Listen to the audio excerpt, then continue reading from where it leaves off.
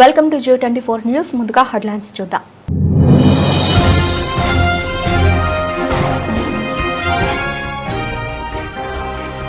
చంద్రబాబు రాసిచ్చిన స్క్రిప్ట్ రేవంత్ రెడ్డి చదువుతున్నాడు. ఎమ్మెల్యే జగదీష్ రెడ్డి.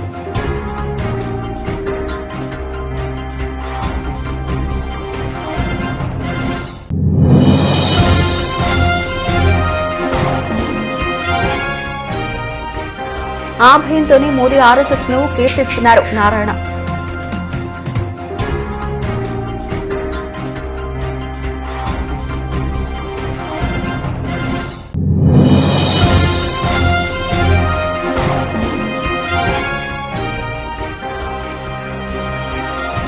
కాళేశ్వరం ప్రాజెక్టును పేల్చే కుట్ర చేశారు ఆర్ఎస్ ప్రవీణ్ కుమార్.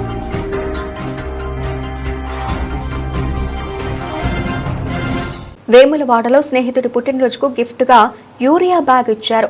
గతంలో ఢిల్లీ ప్రభుత్వం ఉల్లిగడ్డలను సరఫరా చేయలేక ఇలానే వ్యంగ్యంగా ఆ ప్రభుత్వంపై ఉల్లిపాయల ట్రోల్స్ వేశారు. చివరికి అప్పటి ఢిల్లీ ప్రభుత్వం కూలిపోవడానికి ఉల్లిపాయ కారణం అయిందన్నారు మాజీ మంత్రి సింగిరెడ్డి నిరంజన్ రెడ్డి. ఎంత దురదృష్టం అంటే అది కొంచెం సెటైరికల్గా అనిపించినా కూడా, వ్యంగ్యంగా అనిపించినా కూడా ఆ బాధను లోకానికి తెలియజెప్పడం కోసం పాపం వాళ్ళు నిన్న ఎక్కడో సోషల్ మీడియాలో వచ్చింది ఒక వార్త. మిత్రుడి జన్మదినం కోసం యూరియా బస్తాను తీసుకొని పోయి బర్త్డే గిఫ్ట్ అని చెప్పి ఇచ్చినారు. సోషల్ మీడియాలో తిరుగుతుంది అది. గతంలో ఇట్లే ఢిల్లీ సర్కారు రాజ్యమేలేటువంటి టైంలో ఉల్లిగడ్డల సరఫరా చక్కగా లేక ఉల్లిగడ్డల మీద వచ్చినన్ని సెటైర్స్ బహుశా దీని మీద రాకుంటాయి. ఆఖరికి ఉల్లిగడ్డను తీసుకొని పోయి బర్త్డేకు హ్యాపీ బర్త్డే అని చెప్పి ఒక ఉల్లిగడ్డని ఇస్తే అదే గొప్ప వరం అనుకునేటువంటి స్థితి ఉంది.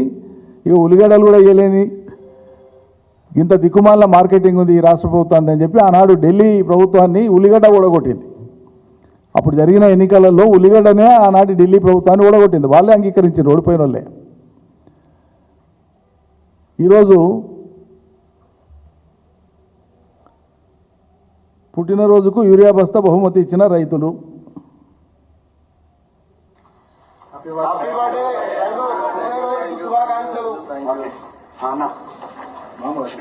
ఈరోజు మా మిత్రుడైనటువంటి మార్ కిషన్ రెడ్డి 50వ పుట్టినరోజు సందర్భంగా మేము రైతులమందరం, ఇక్కడ ఉన్న దాదాపు అందరం రైతులమే, కాకపోతే యూరియా కొరత వల్ల ఇది ఒక గిఫ్ట్ ప్లస్ నిరసన విధంగా తెలియజేస్తూ ఈ యూరియాను ఒక బస్తా ఒకరికి ఒకే బస్తా ఇస్తున్నారు. కాబట్టి ఈ మార్ కిషన్ రెడ్డి అనే రైతుకు మేమందరం కలిపి ఒక యూరియా బస్తా బహుమతిగా ఇవ్వడం జరుగుతుంది. సిగ్గుపడాలి రాష్ట్ర సర్కార్. రోజు బుద్ధి పుట్టింది మాట్లాడతారు, నోటికొచ్చింది మాట్లాడతారు. మంత్రులు కానీ ముఖ్యమంత్రి గారు కానీ. మరి మీ సిపాయిలే కదా, చాలా పెద్ద హరివీర భయంకరులే కదా. ఎందుకు చేతనెత్తలేదు? కేంద్రం ఇచ్చినటువంటి యూరియాను సరఫరా చేయడానికి రాష్ట్రంలో ఎందుకు చేతనెత్తలేదు? ఇంత చేతగానాలకు పాలనా అర్హత ఉందా? అసలు సిగ్గుపడాలి. అసలు మేడిగడ్డ బ్యారేజ్ కుంగిపోవడం పట్ల సంచలన ఆధారాలు బయటపెట్టిన ఆర్ఎస్ ప్రవీణ్ కుమార్ 2023 సంవత్సరం అక్టోబర్ 21వ తేదీన సాయంత్రం 6:20 మేడిగడ్డ పిల్లర్ల వద్ద భారీ శబ్దాలు వచ్చాయని ఆరోపించిన మేడిగడ్డ అసిస్టెంట్ ఇంజనీర్ రవికాంత్ ఈ మేరకు 2023 సంవత్సరం అక్టోబర్ 22వ తేదీన మహదేవ్పూర్ పోలీస్ స్టేషన్లో ఫిర్యాదు చేసిన అసిస్టెంట్ ఇంజనీర్ ఇంతవరకు ఎఫ్ఐఆర్ పట్ల చర్యలు ఎందుకు తీసుకోలేదని ప్రశ్నించిన బీఆర్ఎస్ నాయకుడు ఆర్ఎస్ ప్రవీణ్ కుమార్. అక్టోబర్ 21, 2023 నాడు సాయంత్రం 6:30 మేడిగడ్డ బ్యారేజ్ దగ్గర పెద్ద ఎత్తున శబ్దాలు వినిపించినాయి అని చెప్పి, దాదాపు ఈ శబ్దాలు 2 కిలోమీటర్ల మేర వినిపించినాయి అని చెప్పి ఆనాడు ఆ ప్రాంతంలో క్యాంపులో ఉన్న ఒక అసిస్టెంట్ ఇంజనీర్, ఆయన పేరు రవికాంత్, ఈ అసిస్టెంట్ ఇంజనీరు మహదేవ్పూర్ పోలీస్ స్టేషన్లో కంప్లైంట్ ఇస్తాడు. అది 22 అక్టోబర్ 2023 నాడు 174/2023 ఆఫ్ మహదేవ్పూర్ పోలీస్ స్టేషన్. ఆ క్రైమ్ నెంబర్తో ఈ కేసు రిజిస్టర్ అవుతుంది. Prevention of destruction of public property act కింద ఈ కేసు రిజిస్టర్ చేస్తారు. ఇంకా ఐపీసీ సెక్షన్లతో రిజిస్టర్ చేస్తారు. అందులో ఆ ఇంజనీర్ గారు ఇచ్చిన కంప్లైంట్లో చాలా స్పష్టంగా భారీ ఎత్తున శబ్దాలు వినిపించినాయి. అదేవిధంగా దీని వెనుక ఎవరో అన్నోన్ అఫెండర్స్ ఉన్నారు, అంటే అసాంఘిక శక్తులు ఉన్నారని ఆ ఇంజనీర్ గారు కంప్లైంట్ ఇవ్వడం జరిగింది. ఎఫ్ఐఆర్ 2023 అక్టోబర్ 22 నాడు మహదేవ్పూర్ పోలీస్ స్టేషన్లో రిజిస్టర్ అయింది. అప్పటి నుండి ఇప్పటి వరకు ఆ కేసు మీద ఎలాంటి పరిశోధన లేదు. మరి నిజంగా డ్యాము కుంగిపోతే పేలుళ్ల శబ్దాలు రావు. మీరు ప్రపంచంలో ఇదంతా రీసెర్చ్ చేసి వచ్చే మాట్లాడుతున్న మిత్రులారా, నేనేదో అభాండాలు వేయడానికి బీజేపీ కాంగ్రెస్ మీద అభాండాలు వేయడానికి రాలేదు. ఆధారాలతో సహానే ఈరోజు ఈ ముఖ్యమైన ప్రెస్ మీట్కి వచ్చిన నేను. కాళేశ్వరం ప్రాజెక్టును పేల్చే కుట్ర చేశారు. ప్రాజెక్టు పిల్లర్కు పగుళ్లు రావు. క్రస్ట్ గేట్లకు వస్తే రావచ్చేమో కానీ ఒక ఇంట్లో పిల్లర్లకు పగుళ్లు రావు. ఉష్ణోగ్రత తేడాతో గోడలకు పగుళ్లు వస్తాయి. కానీ కాళేశ్వరం ప్రాజెక్టులోని 20వ నంబర్ పిల్లర్కి క్రాక్ వచ్చిందంటే ఖచ్చితంగా బ్లాస్ట్ జరిగిందనే అనుమానాలు ఉన్నాయన్నారు ఆర్ఎస్ ప్రవీణ్ కుమార్. ఇంకొకటి, చాలామంది ఇంజనీరింగ్ నిపుణులతో నేను చర్చించిన వాళ్ళు చాలా క్లియర్గా చెప్తా ఉన్నారు, ఎంత ఘోర ఉపద్రవం జరిగినా పిల్లర్లకు క్రాక్ రాదు. క్రస్ట్ గేట్లకు వస్తే వస్తుంది కానీ పిల్లర్లకు క్రాక్ రాదు అని చెప్తున్నారు చాలామంది ఇంజనీరింగ్ నిపుణులు. ఎక్కడ కూడా నేషనల్ డ్యామ్ సేఫ్టీ అథారిటీ రిపోర్ట్లో ఈ ఎక్స్ప్లోజన్ థియరీ గురించి ఎక్కడ మాట్లాడలేదు. పిల్లర్కు క్రాక్ రాదు, అది కూడా కింద నుంచి పైదాకా క్రాక్ రాదు. ఒక పిల్లర్కి మీరు చూడండి, ఇంట్లో ఒక బీమో తర్వాత కాలం, వీటికి ఎక్కడ కూడా క్రాక్స్ రావు. వస్తే గోడలకు అప్పుడప్పుడు ప్రెషర్ డిఫరెన్సెస్తో వస్తాయి. కానీ పిల్లర్లకు లేకపోతే అంటే కాలమ్స్కు బీమ్స్కు ఎప్పుడు కూడా క్రాక్స్ రావు. 5 సంవత్సరాల వయసున్న కాళేశ్వరంలో ఎంతో గొప్పగా ఈఫిల్ టవర్ కన్నా 7 స్టీల్ వాడి, బుర్జ్ ఖలీఫా కన్నా 7 ఎక్కువగా సిమెంట్ వాడి 24 నెలల్లోనే రికార్డు స్థాయిలో కంప్లీట్ చేసిన ఈ కాళేశ్వరం ప్రాజెక్టులో ఒక పిల్లర్ నెంబర్ 20కి కింది నుంచి పైదాకా క్రాక్ వచ్చిందంటే డెఫినెట్గా ఇది పేల్చే కుట్ర ఎవరో చేసిండ్రు. అసలు ఏమాత్రం వరద లేని సమయంలో మేడిగడ్డ బ్యారేజ్ ఎలా కుంగిపోయింది? అది కూడా ఒక్క పిల్లరై ఎలా కుంగిపోతుంది? అదే సమయంలో ఉక్రెయిన్ రష్యా మధ్య జరుగుతున్న యుద్ధంలో కఖోక్వా డ్యామ్ను కంట్రోల్డ్ ఎక్స్ప్లోజివ్ పేల్చేస్తే 100 మంది చనిపోయారు. ఉక్రెయిన్ ఏమో రష్యా పేల్చింది అంటే, రష్యా ఏమో ఉక్రెయిన్ పేల్చింది అంటున్నారు. ఇప్పటి వరకు కూడా ఎలా పేల్చారో తెలియదు. భూపాలపల్లి పోలీసులు అప్పుడు వెంటనే పిల్లల శాంపిల్స్, భూమి శాంపిల్, అక్కడ ఉండే meter readings, seismic data, call details తీసుకుని ఉండాల్సిందన్నారు ఆర్ఎస్ ప్రవీణ్ కుమార్. 500 సంవత్సరాల్లో వచ్చిన భారీ వరదలు 29 లక్షల క్యూసెక్కుడు తట్టుకున్న కాళేశ్వరం ప్రాజెక్టు, మేడిగడ్డ బ్యారేజు ఏమాత్రం వరద లేని సమయంలో ఎట్లా కూలిపోతుంది? ఎట్లా ఒక్క పిల్లరే, అది కూడా ఒక్క పిల్లర్కి ఎట్లా డ్యామేజ్ అవుతుంది? దాని మీద నేషనల్ డ్యామ్ సేఫ్టీ అథారిటీ ఏమీ మాట్లాడలేదు. నేను ఎందుకు ఈ కంట్రోల్డ్ ఎక్స్ప్లోజన్ గురించి చెప్తున్నా అంటే, ఇదే సమయంలో ఉక్రెయిన్ రష్యా మధ్యలో జరుగుతున్న యుద్ధంలో భాగంగా కకోవ్కా అనే ఒక డ్యామ్ను, 50 సంవత్సరాల డ్యామ్ను దుండగులు కంట్రోల్డ్ ఎక్స్ప్లోజన్తో పేల్చేసిండ్రు. 100 మంది చచ్చిపోయారు. రష్యా ఉక్రెయిన్ మీద అభాండాలు వేస్తుంది, ఉక్రెయిన్ వచ్చేసి రష్యా పేల్చేసిందని చెప్తున్నది. 100 మంది చచ్చిపోయినారు ఆ డ్యాము పేల్చేయడంతో.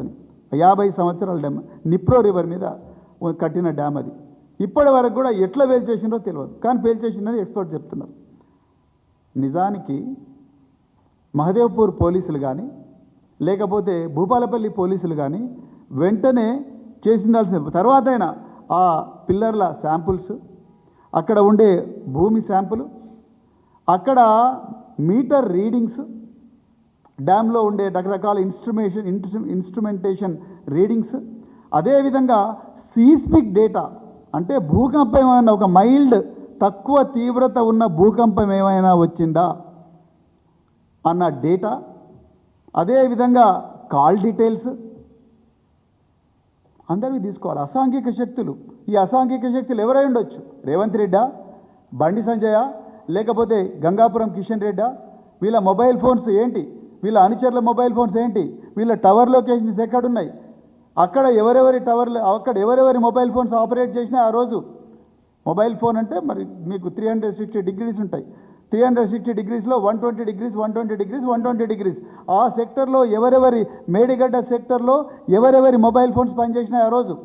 15 ఆగస్టు సందర్భంగా ఎర్రకోటపై స్పీచ్లో ప్రధాని మోదీ ఆర్ఎస్ఎస్ సావర్కర్ను పోగొట్టడం సరికాదని సిపిఐ నేత నారాయణ మండిపడ్డారు. ఇది స్వాతంత్ర ఉద్యమానికి కించపరచడమేనన్నారు. పీఎం పదవి నుంచి మోదీని తప్పించేందుకు ఆర్ఎస్ఎస్ చూస్తోందని, ఆ భయంతోనే ఆయనను ఆర్ఎస్ఎస్ ను కీర్తిస్తున్నారని విమర్శించారు. ఇలాంటి వ్యక్తి మనకు ప్రధానిగా ఉండడం సిగ్గుచేటన్నారు. By the Prime Minister Modi. Yesterday he has given such a speech in the Red Fort, the historic Red Fort.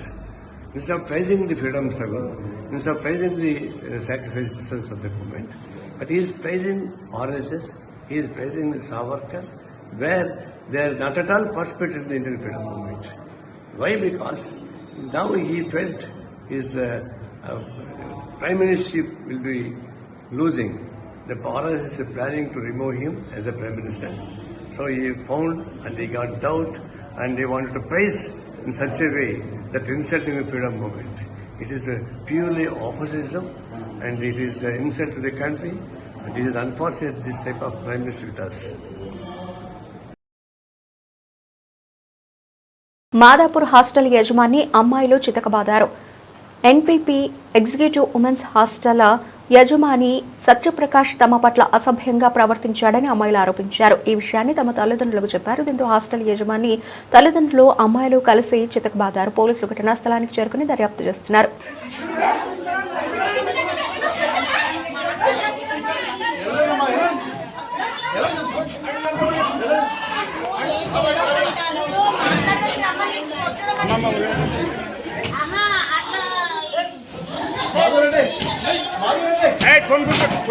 Phone कुल करो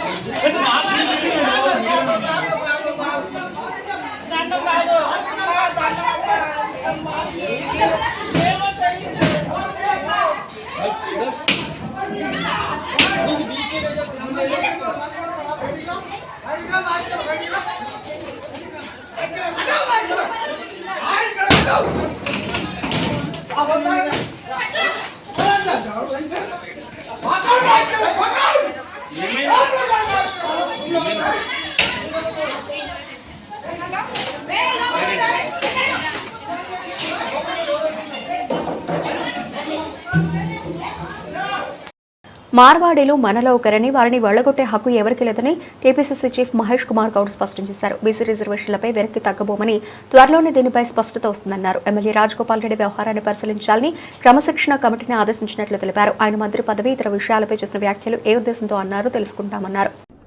రాజగోపాల్ రెడ్డి గారు మాట్లాడిందన్న ఏమైనా తప్పు ఉంటే డెఫినెట్గా క్రమశిక్షణ సంఘం దాంట్లో పరిశీలిస్తుంది. నేను కూడా వారితో మాట్లాడలేదు. ఆయన దేని విషయంలో ఏ సందర్భంలో అది మాట్లాడినారో అది క్రమశిక్షణ సంఘం పరిశీలిస్తారు. అందుకే ఆయన మాట్లాడిన దాంట్లో ఎవరిని ఉద్దేశించన్నా, ఆయన ఎవరినైనా టార్గెట్ చేసినట్టు మాట్లాడినటువంటి క్రమశిక్షణ సంఘం దాన్ని పరిశీలిస్తారు. పైసలు అంటే వ్యక్తిగత డబ్బు కాదు. నిధుల విషయంలో వారు నాకు తెలిసినంత వరకు మునుగోడుకి నిధులు ఇవ్వట్లేదు. నిధులంతా కూడా మంత్రుల నియోజకవర్గాలకే పెట్టుకుంటున్నారనే మాట మాట్లాడినట్టుగా నాకు సమాచారం. ఏది ఏమైనా దాని లోతుగా పరిశీలిస్తాం. మార్వాడిలో గో బ్యాక్ అనే దానికి సంబంధించి మార్వాడిలో గో బ్యాక్ అనే ఒక ఉద్యమానికి సంబంధించి ఎవరు చేస్తున్నారు అనేది మన సంబంధించి అమ్నగల్ దగ్గర బంద్ చేయడం జరిగింది. దీన్ని బీజేపీ, కాంగ్రెస్ కానీ కమ్యూనిస్టులు దీన్ని వెనుకున్నారు. రాష్ట్రంలో మార్వాడీలు కొన్నేళ్ల తరబడి ఇక్కడ నివసిస్తూ ఉన్నారు. తెలంగాణ రాష్ట్రంలో కానీ సమైక్య ఆంధ్రప్రదేశ్ రాష్ట్రం వారు భాగము. ఎవరు వారిని ఇక్కడ నుంచి పారదోలే పరిస్థితి ఉండదు. దాన్ని కాంగ్రెస్ పార్టీ సమర్థించారు. రాజగోపాల్ రెడ్డి ఎపిసోడ్ క్రమశిక్షణ కమిటీ చూసుకొని మీరు చెప్పారు. క్రమశిక్షణ కమిటీ మాకు ఫిర్యాదే రాలేదు, మేమేం చూసుకునేది అని చెప్పి క్రమశిక్షణ కమిటీ చెప్పింది. ఇప్పుడు రాజగోపాల్ రెడ్డి నిజంగా కూడా ఇప్పుడు పదే పదే మాట్లాడుతున్నా పిసిసి కానీ సీఎం కానీ క్రమశిక్షణ కమిటీ కానీ ఎందుకు రియాక్ట్ అవ్వట్లేదు? నిన్న మాట్లాడింది వాళ్ళు నేను పేపర్లో చూశాను. పొద్దున్నే మల్లు రవి గారికి చెప్పినాను, దీన్ని పరిశీలించాల్సిందిగా కోరినాను. చంద్రబాబు చేస్తున్న బనకచెర్ల కుట్రకు మద్దతుగా రేవంత్ రెడ్డి ప్రసంగం ఉంది. గోదావరి ట్రిబ్యునల్లో నీళ్లబాట తేల్చేంత వరకు బనకచెర్ల కట్టడానికి వీలు లేదన్నారు ఎమ్మెల్యే జగదీష్ రెడ్డి. నిన్న చంద్రబాబు నాయుడు, రేవంత్ రెడ్డి గారి ఇద్దరు అవగాహన ఉపన్యాసాలని విన్నాం. ఎంత స్పష్టమైన అవగాహనతో ఉన్నారో ఇద్దరు కూడా. బనకచెర్ల కట్టి తీరుతామని, బనకచెర్లలో ఏదో వృధా జలాలు, సముద్రం పోయే జలాలు మా మీద చెల్లిపోతున్నాయి, మేము వరదలు భరితంగా నీళ్లు వాడుకోమా అని చెప్పేసి మాట్లాడుతున్నాడు చంద్రబాబు నాయుడు. రేవంత్ రెడ్డి మాత్రం ఆ విషయాన్ని వదిలిపెట్టి మళ్ళీ కాళేశ్వరం లేనే లేదు అని ఏదైతే చెప్పిండో ఇది కేవలం బనకచెర్ల కొరకే. చంద్రబాబు నాయుడు ఉపన్యాసానికి మద్దతుగానే రేవంత్ రెడ్డి గారు మాట్లాడారు తెలంగాణ ముఖ్యమంత్రిగా. రెండు వేరు ఉపన్యాసాలు కావు, ఒకటి పోటీ ఉపన్యాసాలు కావు.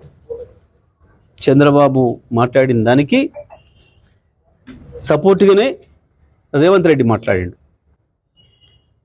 లేనే లేదు కాళేశ్వరం అని మాట్లాడమంటేనే చంద్రబాబుకు వంత పలకడము. దీనికి వేరే ఇంకేందో సాక్ష్యాలు, ఇంకేందో వేరేది అక్కర్లేదు. కాళేశ్వరం ఉన్నది, కాళేశ్వరం నుంచి సంవత్సరానికి 240 టీఎంసీల పైగా నీళ్లను వాడుతున్నామని చెప్పాలి. ఇది చెప్పకపోతే బనకచెర్లకు అనుమతి ఇచ్చినట్టే, తెలంగాణకు ద్రోహం చేసినట్టే, అందులో ఏం సందేహం లేదు. సరే, నిన్న ఉత్తమ్ కుమార్ రెడ్డి ఇంకొక మాట మాట్లాడాడు. ఏదో దేవాదుల నీళ్ళు ఏదో తెస్తా మీకు అని చెప్పేసి మాట్లాడింది తుంగతుర్తికి. అంటే దీంతోనే వీళ్ళకి అర్థమైంది, ప్రజలకు అర్థమైంది, మీరు ఇన్ని రోజులు ఎస్ఆర్ఎస్ నుంచి తెస్తున్నాం నీళ్ళు అని చెప్పిన మాట ఏదైతే ఉందో అది అబద్ధం. గత 4 సంవత్సరాలు సూర్యాపేట తాలూకా, సూర్యాపేట జిల్లా రైతాంగం కావచ్చు, వరంగల్ జిల్లాలోని మిగతా ప్రాంతాల రైతాంగం కావచ్చు, వాడిని మొత్తం కూడా కాళేశ్వరం నీళ్ళు అనే విషయాన్ని నేను స్పష్టంగా చెప్పిండు ఉత్తమ్ కుమార్ రెడ్డి. ఇవాళ కొత్తగా దేవాదాల నీళ్ళు ఇస్తారని మాట్లాడుతున్నాడు.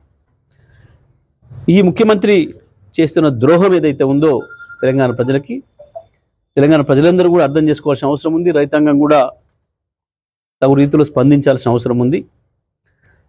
నిన్నటి స్వాతంత్ర దినోత్సవ సందర్భంగా చేసిన ఉపన్యాసాలు చంద్రబాబు నాయుడుకు ఉపయోగపడే పద్ధతుల్లో, చంద్రబాబు నాయుడు ఉపన్యాసం కొనసాగింపులో భాగంగానే రేవంత్ రెడ్డి కూడా మాట్లాడిండు.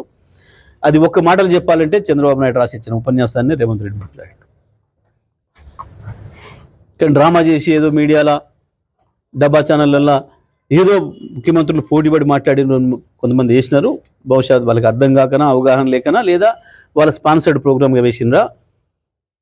నిన్నటి మాత్రం చాలా స్పష్టంగా బనకచెర్ల కుట్రకి అనుకూలంగానే తాళం వేసిండు. మార్వాడీలకు మద్దతు తెలిపిన బండి సంజయ్, గుజరాతీ మార్వాడీలు బీజేపీ పార్టీకి అనుకూలంగా ఉంటారు కాబట్టి వారిని వ్యతిరేకిస్తున్నారు. గుజరాతీలు తెలంగాణ సంపద దోచుకోవడానికి రావట్లేదు. తెలంగాణలో మార్వాడీలు వ్యాపారం చేసుకుంటే తప్పేంటి?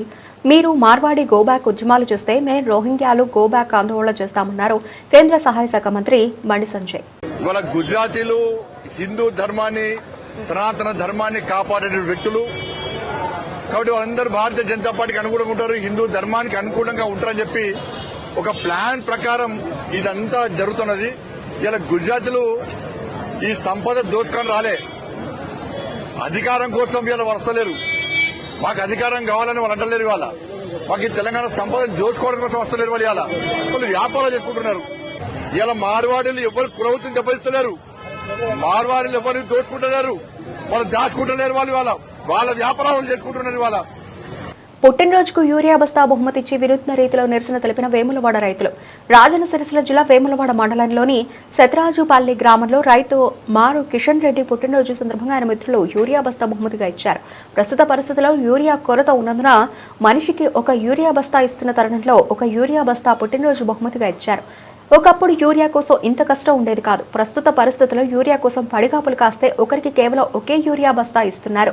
దీంతో ఆ యూరియా కొరతపై రైతులు వినూత్నంగా పుట్టినరోజు బహుమతిగా ఇచ్చి నిరసన తెలియజేశారు. ఈరోజు మా మిత్రుడైనటువంటి మార్ కిషన్ రెడ్డి 50వ పుట్టినరోజు సందర్భంగా మేము రైతులమందరం ఇక్కడ ఉన్న దాదాపు అందరం రైతులమే. కాకపోతే యూరియా కొరత వల్ల ఇది ఒక గిఫ్ట్ ప్లస్ నిరసన విధంగా తెలియజేస్తూ ఈ యూరియాను ఒక బస్తా ఒకరికి ఒకే బస్తా ఇస్తున్నారు. కాబట్టి ఈ మార్ కిషన్ రెడ్డి అనే రైతుకు మేమందరం కలిపి ఒక యూరియా బస్తా బహుమతిగా ఇవ్వడం జరుగుతుంది. బులెటిన్ ముగించే ముందు హెడ్లైన్స్ మరోసారి.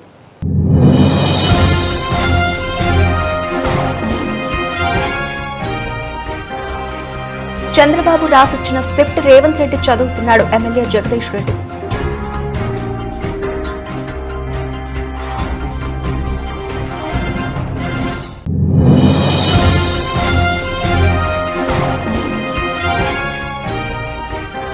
ఆ భయంతోనే మోదీ ఆర్ఎస్ఎస్ ను కీర్తిస్తున్నారు నారాయణ.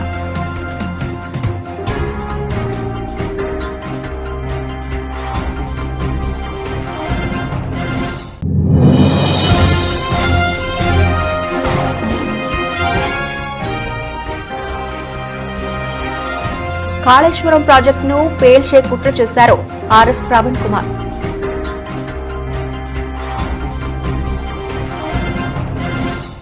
ఇవి ఇప్పటివరకు నబలిసిన అప్డేట్స్. మరిన్ని అప్డేట్స్ తో మళ్ళీ కలుద్దాం. అంతవరకు సెలవు. నమస్తే.